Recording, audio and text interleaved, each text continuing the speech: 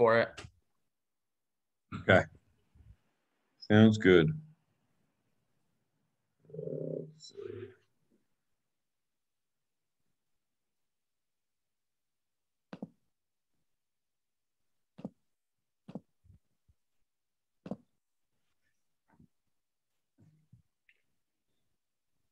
All right. Good evening, everyone. I see a bunch of you are still signing in. Apologize about logging in late here.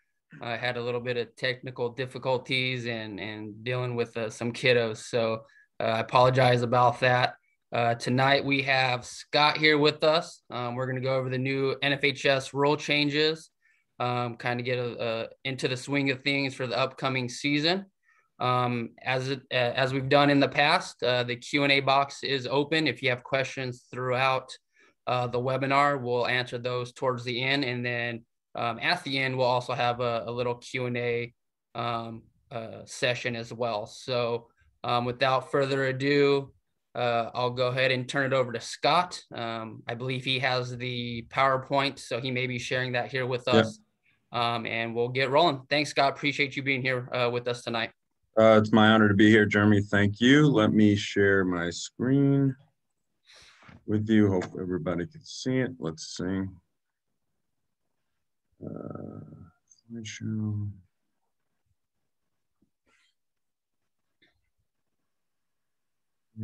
All right. Can everybody see that? You're good. I can see that. All right, Scott. Cool. Okay, so tonight we're going to go over the rules changes and review some of the ones that they incorporated last year. I'm going to try not to keep everybody too long. A little bit about me here, my contact information, if anyone needs to get in touch with me. Just a few things that I currently do replay in the Collegiate Officiating Consortium. A lot of you know about our camp, which we did not have this year due to not wanting to make quick changes due to COVID. Everything was up in the air. I recently became coordinator of officials for a new JUCO program here in Jacksonville. So if anyone's looking to get into college football, that's one way to do it. Contact me about that. Recently became a contributor to Referee Magazine and still do National Arena League, and then in high school, North Florida Officials Association here in Jacksonville, where I chair the recommendations committee. Okay, the major change this year deals with blocking below the waist. So in years past, they talked about it was legal to block below the waist if the ball was still in the zone, et cetera, et cetera. What they've done is they've eliminated the location of the ball. So the rule change now is that the block must occur immediately in the initial action following the snap. Okay, so we'll go over that in detail. I'll get some plays for you as well.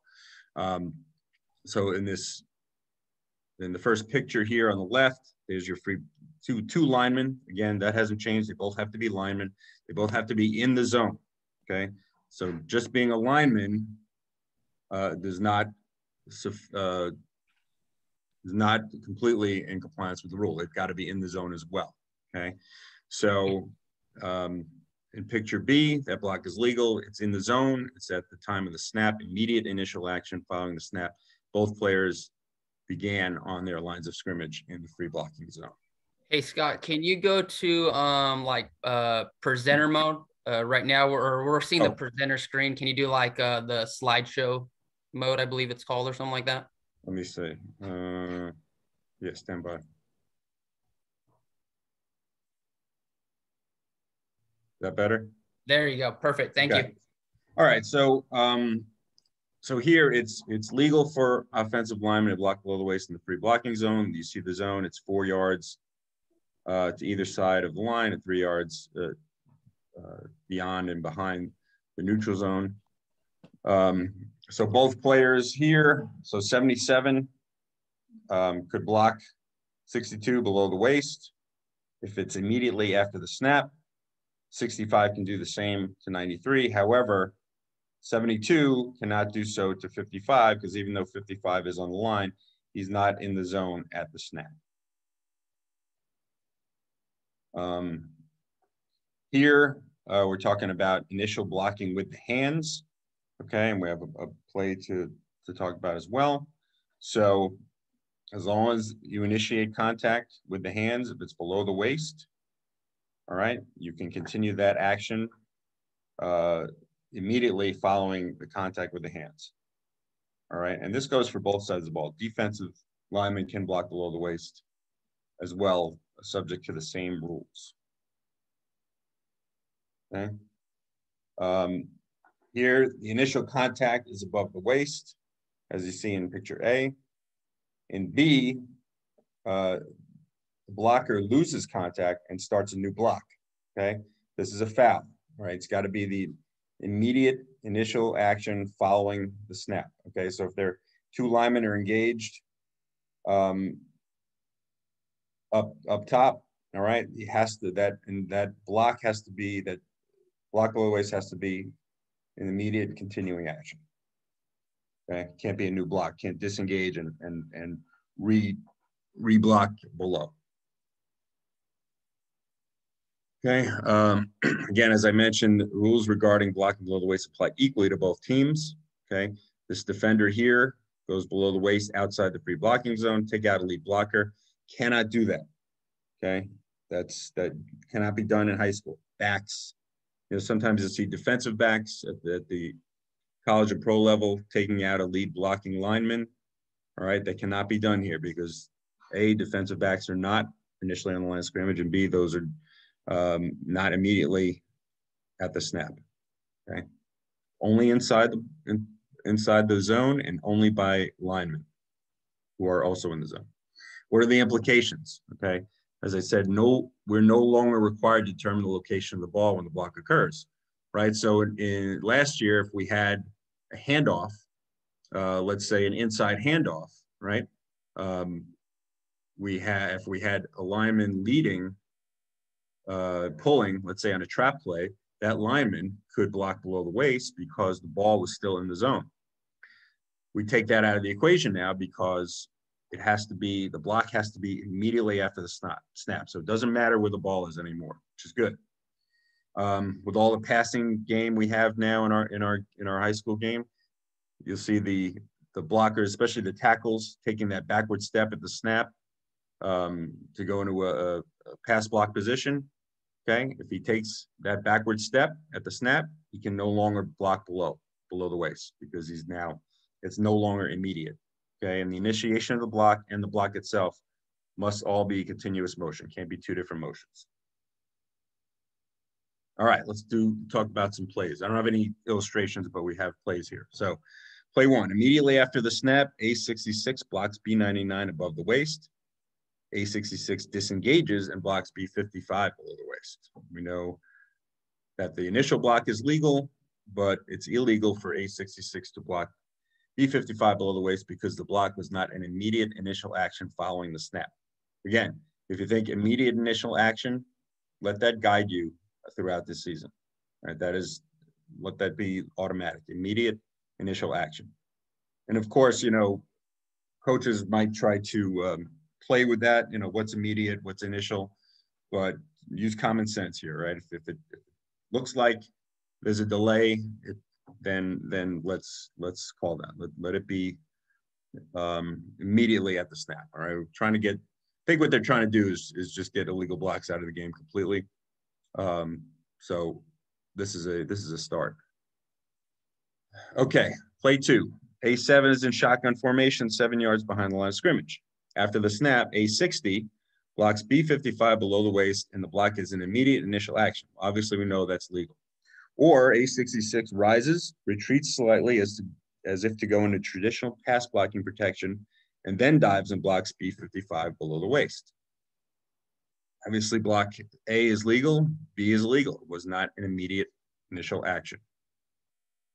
Okay. Play three, during a running play to the left, A62 crosses through the free blocking zone and blocks cornerback B36 from the side below the waist in leading interference for a reverse. Illegal. A62 did not perform an immediate initial action following the snap. And again, wasn't in the free blocking zone, nor was it against the lineman. Okay. Again, this rule makes our job a lot easier. Play 4. Immediately after the snap, A66 and A70 block B98 below the knees from the front. Combination or multiple block is legal if all contact is immediate initial action following the snap and by lineman. Obviously, if one goes high, one goes low, that's still a chop block. But if both linemen go low immediately at the snap, we're good. Can a legal block occur from a 2-point stance? Yeah, the stance itself, good question, is irrelevant. It's the initial action. Okay, so you can initiate a block from a 2-point stance, but if you're going to go low, you just have to go directly low. All right, so it doesn't matter if it's 2, 3, or 4-point stance.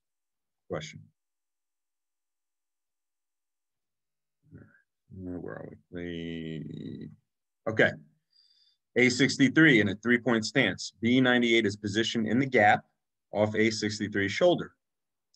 Immediately at the snap, A63 takes one inside step and blocks B98 below the waist, or needs 2 steps to reach B98 before he blocks below the waist. Now we're assuming that B98 is still in the zone, because B98 is off A63's shoulder, outside the zone, then there's no blocking below the waist whatsoever.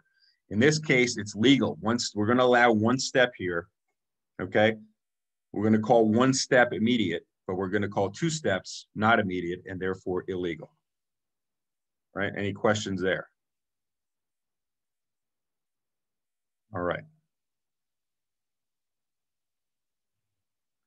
All right, last play. B56 in a 2-point stance in front of A77. Immediately at the snap, A77 blocks B56. A77's hands are above the waist or below B56's waist. A77 continues to block below B56's waist. The action is continuous, all right?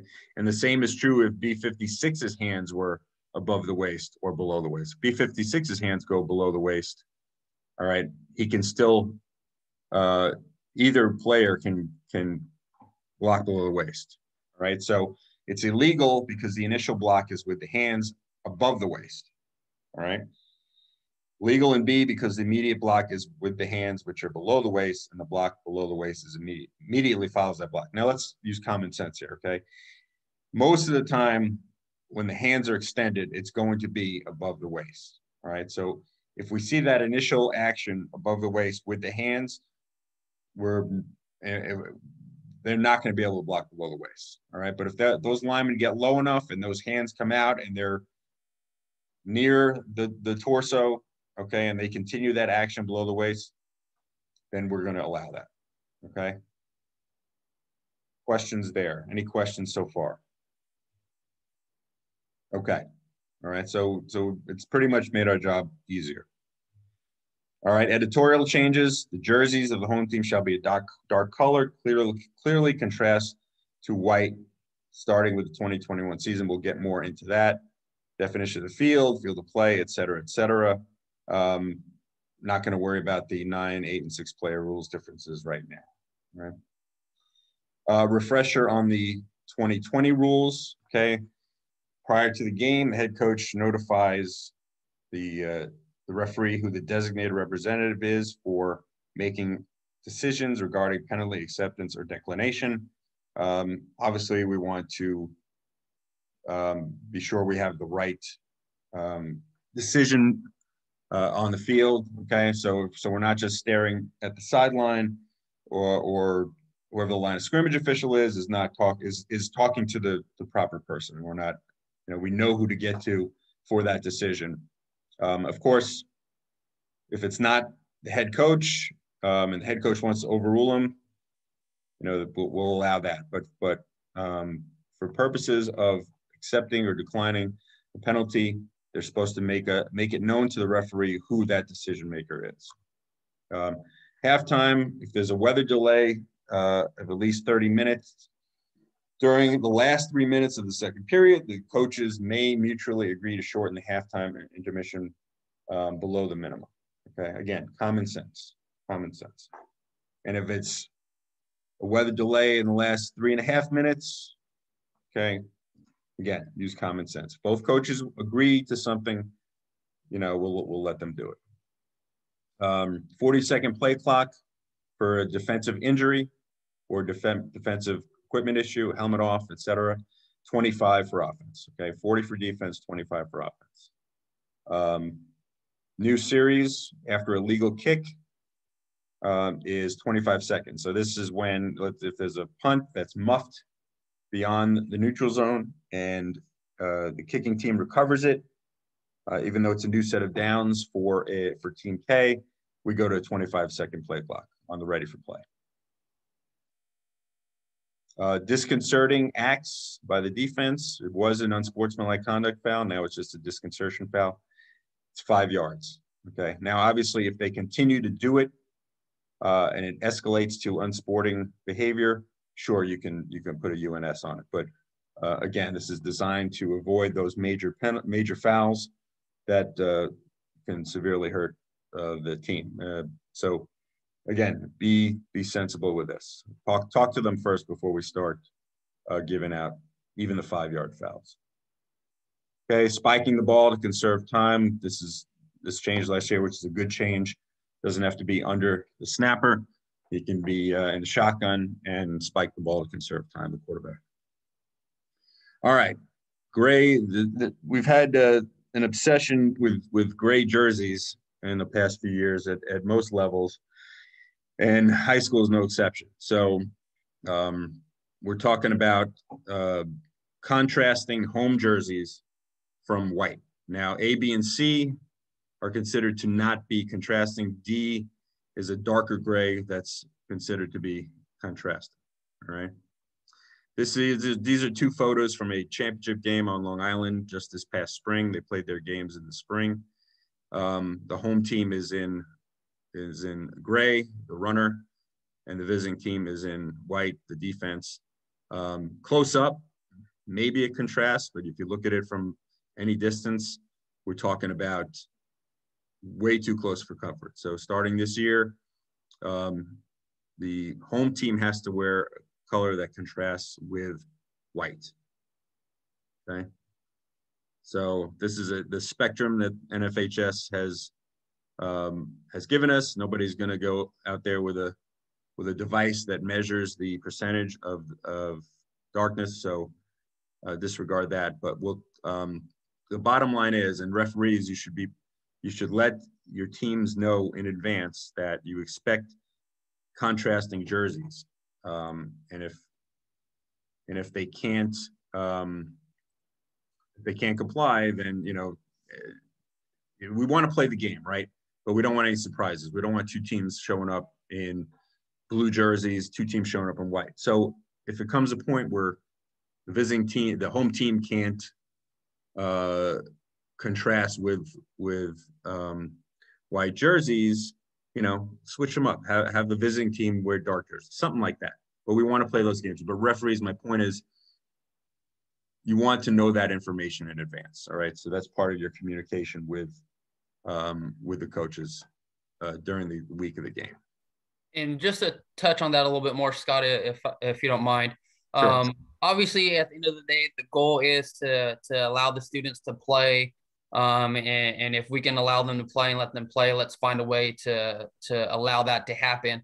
But at the end of the game, make sure you reach out to our office, whether it's through an AT6 miscellaneous or you send an email directly to myself or Robbie Lindeman, the new football director. Let us know if we don't know what's going on out there or that there's issues with uniforms.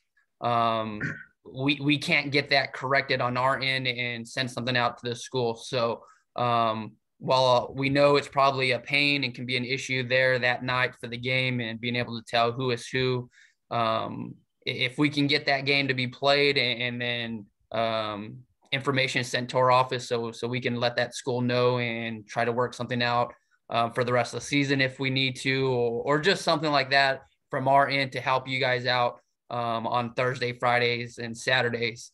That would be very beneficial to everybody involved. That way you're not going in and week out with that same problem, but nothing being passed along to our office. We would rather receive that message 10 times and just let you know, thanks, we're aware of it, rather than not, because it's being assumed that, oh, probably the crew before us has told the FHSA or something like that. So again, we'd rather receive it 10 times than not at all. And then you guys are out there facing that same issue. So just let us know. That's a great point, because you don't want to get into a situation where you, hey, coach, you need darker jerseys next week. And coach says, okay, thanks. And then the week after, the next crew comes in and say, well, they let us play with it last week. More information you give to FHSA, the better. Okay. All right. Jersey numbers. This doesn't take effect until 2024, but the numbers have to contrast completely with the body. And the reason for that is because we have situations like, so these are legal, okay, like this, where you've got an outline of a different color, but you've got that same predominant color of the jersey inside. And it looks on here like you can see it. However, when it comes game time, with the lighting we have to deal with, sometimes you can't see numbers. Okay, so it's got to be completely the entire number has to be completely contrasting with the color of the jersey. So one color. So all these numbers will be illegal in 2024.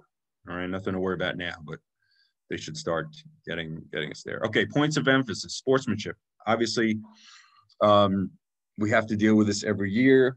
You know, the spectators are the spectators, right? We have presumably have game control or sight control for those people. Football is good because they're back from the field. You know, we had a JV game here locally where we had a parent confront us in the parking lot. It happens. As far as within the confines of our game, we know the participants are subject to the rules, right? Participants have to act in a sporting manner, meaning coaches and players, anyone subject to the rules on the sideline. But now we're talking about the public address announcer. We're talking about the band, okay? Spectators, yeah, you know, we have game control for the spectators, but the band and the public address announcer are especially important because the public address announcer has a lot of power. He or she has the microphone, okay? And if the referees don't have a microphone either, then they control what the narrative is, all right? So if we hear the PA announcers berating us, berating the opponent, saying things that really don't belong in our game, we have to address that, okay? Same thing with the band. Now, we know the band's allowed to play all game, but, you know, the band could do things that may call into question some sportsmanship. They can, you know, chant things that could do that. Just be aware of that stuff. We don't want to worry too much about what happens outside the lines. We got enough to worry about inside the lines. Just be cognizant of that we're. And to add a little bit more to that, again, let our office know if there is a PA announcer or a band, or, I mean, even the cheerleaders, obviously, displaying bad sportsmanship and changing the narrative of the whole game. Let us know so we can address that and make the principal and AD aware of. Obviously, it's a little harder from your guys' end on the field saying, hey, AD, go take care of this. Just make a note of it. Let us know. Let us reach out to them, and we'll be more than happy to do that from our end. So just want to add that little bit there. Right. At the end of the day, the band wears the colors of the school. The cheerleaders wear the color of the school. They're representing the school. So the last thing the principal wants to hear is a group of people who are not representing their school with professionalism. So always make people aware of that. Okay. Intentional grounding. All right. How many times do we hear in high school and lower levels when a passer gets out of the pocket, throws the ball away, and we throw a flag, and they're wondering why that happens? Well, we don't have that rule yet in high school. I wish we did. I wish hopefully they could change that. But as far as we're concerned, any pass where there is to conserve time or yardage, meaning the passer has to be under duress, and we're not talking about, you know, the receiver went one way, the quarterback thought he was going that a different way and the ball gets overthrown by 20 yards. We're not talking about that. We're talking about a quarterback who's under duress. Wait, I'll get to your question in 1 second. It's a good one. Quarterback who's under duress and cannot find a receiver or press for time and just throws the ball into an area where there's no eligible receiver. That's got to be intentional grounding. All right. So referees, help the referees out. Okay. Because the referee's looking at the quarterback. He sees the quarterback throw the ball and hopefully he's looking at the entire play until the quarterback is clear. So he needs help.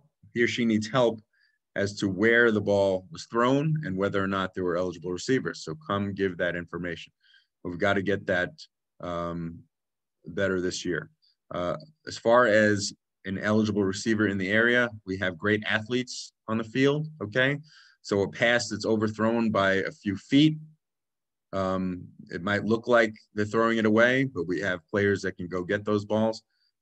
Let's put them in the area. Now, if a pass that gets thrown onto the track or into the first row, that's clearly being thrown away. So let's differentiate between those two. A few questions here. Is that the responsibility of the clock operator? I assume you mean the PA announcer. Well, I would say it depends. If we have a clock operator that has I think I would leave that up to each individual association and even each crew, because we've got clock operators in our association that are fairly new to the game and maybe not as assertive as they should be. They might be just new to officiating, and we're putting them in the booth. And we have these PA announcers who've been doing it for 20 years, doing the same thing 20 years. We don't want to put our clock operators in that situation. So that should be the responsibility of the referee. All right. But again, if each individual association wants to handle that differently, so be it. But for me, if we have a clock operator who's maybe new, it'd be different if it was someone who'd been on the field for 20-something years, decided they want to come off field and is now doing clock and is well known. I would say that's something that they can handle, but I would also say that the referee is in the best position to handle that. And I completely agree with that, Scott, and that's kind of what I was going to speak on and suggest as well. At the end of the day, we don't want any further issues to happen up there in the press box. It's such a small area as it is probably in most areas, if there even is a press box. I know probably for the clock operators, it's going to be difficult hearing things under their breath from this person or even that aren't on the mic. But I would suggest leaving that up to the crew, to the association as well. And if they feel comfortable that handling it from their end would be beneficial, go ahead. But at the end of the day, I think the safest bet would probably just let us know. The clock operator could give a little more detail as what was being said, what was being done, things like that to our office. Right. And we don't want to get into a situation where the referee is going to radio to the clock operator and say, hey, tell the PA announcer to do X, Y, and Z. We don't want that because, they say don't kill the messenger, but now the clock operator is going to look like the bad guy, and he or she still has a job to do at the end of the day. So just go through the normal channels of game management. Okay. If you have a stadium mic, you can do it that way. With a public address announcer, please refrain from doing play-by-play or berating the officials, things like that. But I would start with game management, have the site manager, maybe the athletic director go radio up there or go up there and say something. But I would say let's leave a clock operator out of it. All right, moving on. Let's see. Okay, ineligibles downfield. I've seen, we do film every week, and I've done some film for the guys on the West Coast too. I've seen some of these called tightly. I've seen a lot of these not called at all. We have to be more consistent about ineligibles downfield. So we don't want to split hairs with this, okay? If a lineman is blocking, 2.5 yards, 3 yards downfield, and the pass is thrown, is that team gaining an advantage? No. Okay, but we're talking 5, 6, 7 yards downfield. Yeah, we've got to get that. And the other thing I've seen is we want to make sure that that not just the umpire is watching. Okay, so what usually happens is when we have ineligibles downfield, it usually occurs when there's either a broken play or a screen pass, things like that. So our line of scrimmage officials can help with that. Okay, so if a quarterback rolls away from you, the play goes away from you, you're in a great position to see who's downfield by just standing at or near the line of scrimmage. Okay, so we just have to be cognizant of everybody's responsibilities on the field to get these right. And again, we don't want to split hairs. All right, so if, like in the picture here, the lineman's blocking 2 yards downfield, if it's 2.5, 3 yards, all right, nobody's really being hurt by this lineman being 2.5, 3 yards downfield. But again, if they get downfield more than that and they can become a blocker for a pass receiver, then we've got to get this. But let's not call back a big pass for a lineman who's maybe 2.5, 3 yards downfield. All right, just let's not split hairs, but let's get it when we have to. All right, questions there? All right, line of scrimmage formation. Okay, we know the basic rules. Let's clean this up early in the game. Okay, if those tackles are trying to get an advantage by getting into the backfield so they can start their developing the pocket for the quarterback, get that early. All right, come in and say, or tell your umpire, say, hey, 670's got to move up on the line. All right, because if we don't get it then and we let it go through to the end of the game, that team's got an advantage. Okay, and we're not going to call, if we haven't called it all game, we're not going to start calling that in the fourth quarter. So let's move them up early. I'll give a shameless plug here. If you've got the Referee magazine from June, I have an article about formations. I invite you to read it. It talks about all this stuff, right? Let's move them up. Okay, and we don't have to flag them on the first play, but let's move them up. Let's let everybody know, okay, we've told them, we've warned them. If it happens again, it's on them. All right. But again, let's not split hairs here. We don't want, if the tackle is, has his head maybe a few inches off, we don't want to blow a formation or put a formation foul on it. Okay. Let's just be consistent, get it early, talk to them first, let them fix it. Now the onus is on them. Okay. Questions? All right. This talks about the manual. 2221 is non-print manual. Not going to go too much into this. But you should always be reading the manual for updates. All right. Because it goes into a lot of management stuff and common sense stuff. I like number 5, strongly recommend that line of gain crews be adults. We know how that goes. And so on and so forth. Okay. Resetting the play to 25 seconds, 1 hand for 25, 2 hands for 40. Talking about concussion guidelines, it's going to be in the appendix of all NFHS rules book. There's free content online. Okay, there's free content for NFHS. There's content if you are a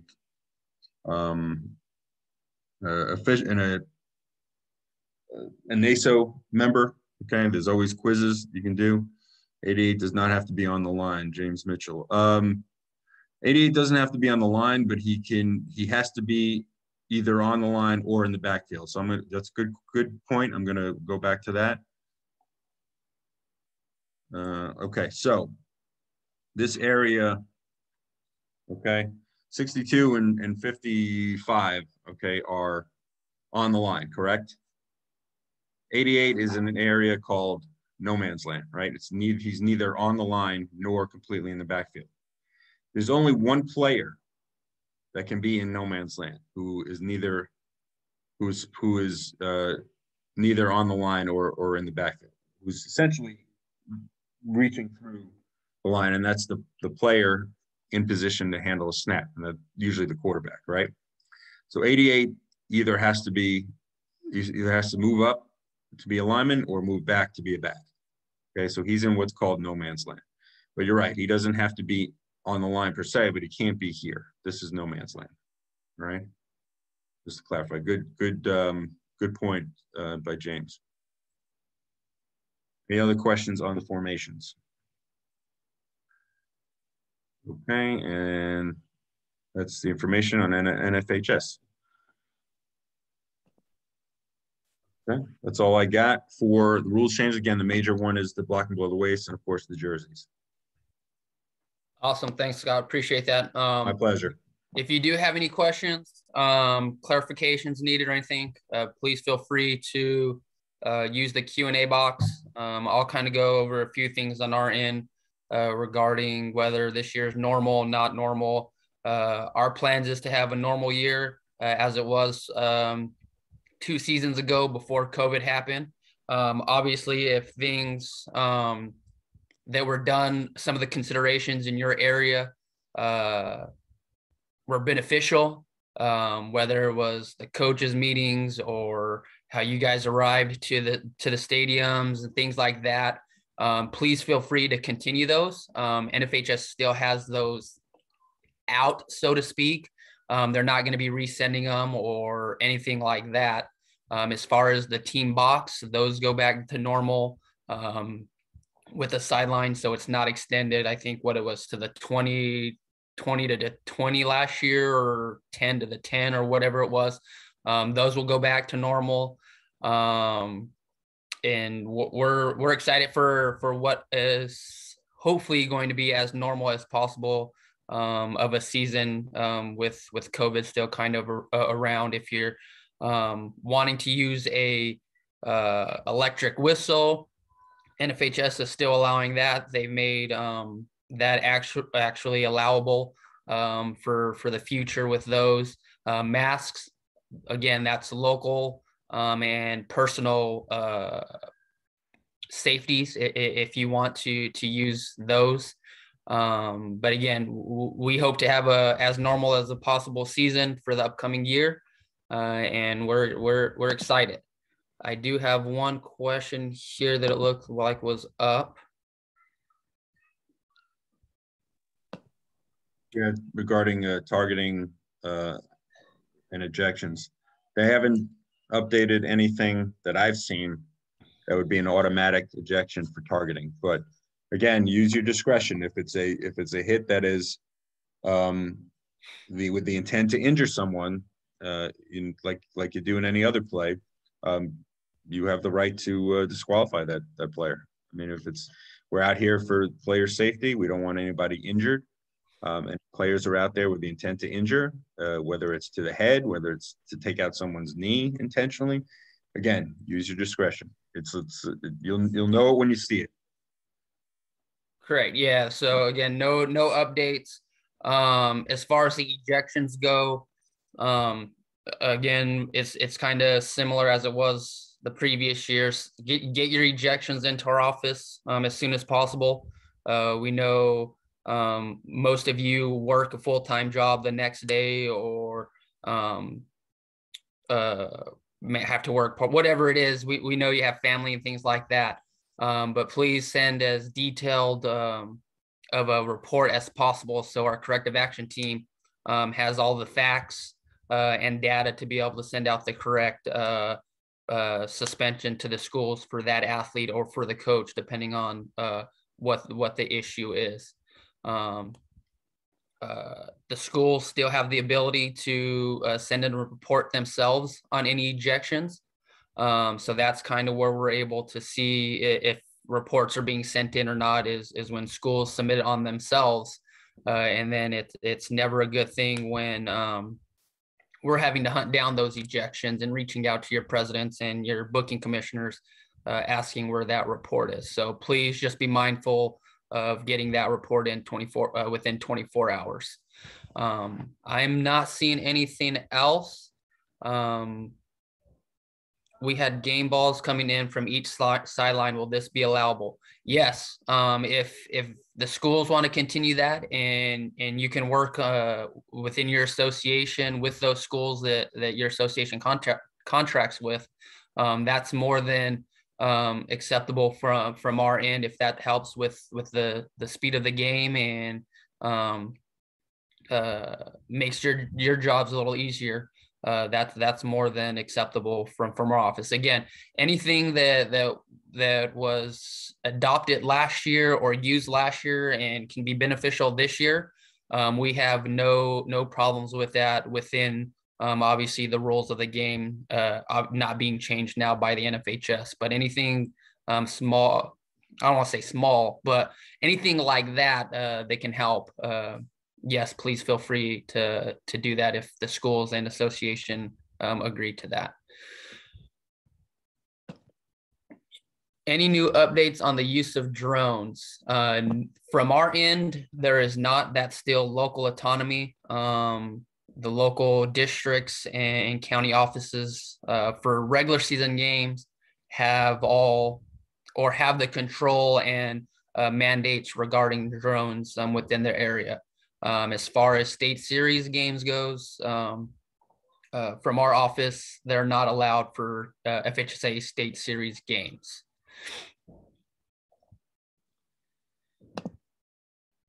Anything else before we wrap it up this evening? Again, Scott, we appreciate you taking the time to come on and go through those rules with us. I apologize again on my end for starting a little late. Had a few difficulties on my end. So appreciate all of you that stuck around and joined us tonight. We had a little over 100. So we'll continue to do these if they're well liked and received. We have one planned for next Wednesday. It'll be kind of going over crew dynamics, and that will be done by A1 Officials Association. So we hope all of you are safe from the storm that went through there on in the Tampa area, up along the coast and the Panhandle. If it reached you folks up there, it rained pretty much all day here in Gainesville. So we hope all of you are safe and doing well, and we will see you next week. Thanks, Jeremy.